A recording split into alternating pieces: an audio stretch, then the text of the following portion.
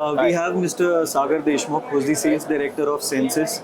So, welcome, Mr. Sagar. I wanted to understand, since you supply test equipments, in the electric mobility space, where are these equipments used, and what all options do you have for them, Okay. and which all segments do you cater to in the EV? So in electrical vehicles, like all your electronic ECU testing, so what are the ECU testings you do it? Okay. So all your eDrive train testing, so that all this testing will be done with this electronics equipment. Okay. So it's like your battery testing, second part is the battery BMS testing. So all these BMS testings, battery testing, so we have the solutions for completely monitoring your currents from picoampere to maximum up to kiloampere, that those much currents you can handle it out.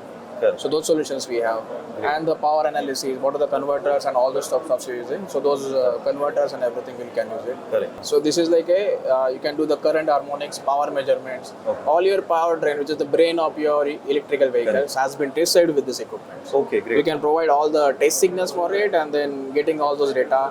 So this can be measured with this equipment. And Mr. Deshmukh, do you give these test solutions as a service, or do you sell the product directly to So R&D we centers? to the directly product has been sold to this. Okay. So already Tata Motors, Eaton, Okay. Emerson, Dana, these are the big customers is already using for developing all the e-train, powertrain devices. Correct. So all Electra EV, you see all the buses and everything has been tested out with our solutions. Correct. So that is there. So that is the segment, the ones that you mentioned, they are sort of the segment who invest a lot in R&D, because Yes, right. yes. But there is a lot of chunk which is growing, like especially in the electric vehicle segment. There's a lot of startups which are growing.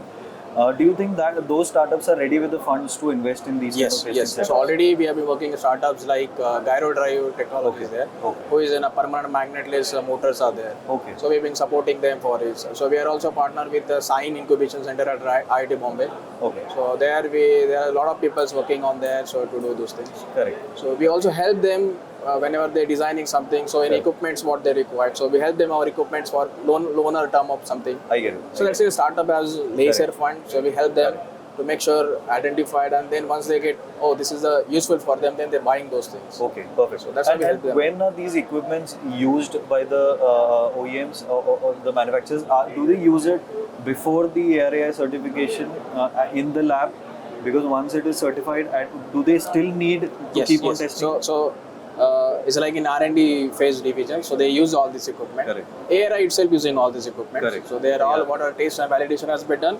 All the taste benches they're having this equipment in there. Right. So it's like once they R&D people get tested here, they get the same results at ARI. So it is helpful for them to get those signals easily get up. Correct. And at a production level also they have the same things. So what R&D using it, but not the same higher, but the lower equipments they use it for the production level. Correct.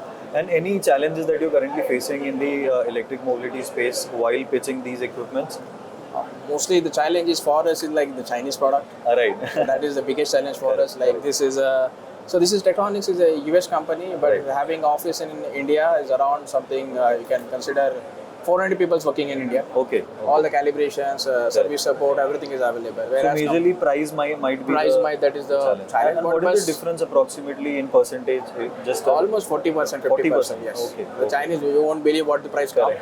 But yeah, the original OEM peoples, they prefer to have reliable solutions. Correct. Not they looking at the cost, but yes. But startup, they always looking at both the sides. So that's the things what we. If you go for Chinese products, maybe you'll need testing equipment for the testing equipment to see if it's working. Yes.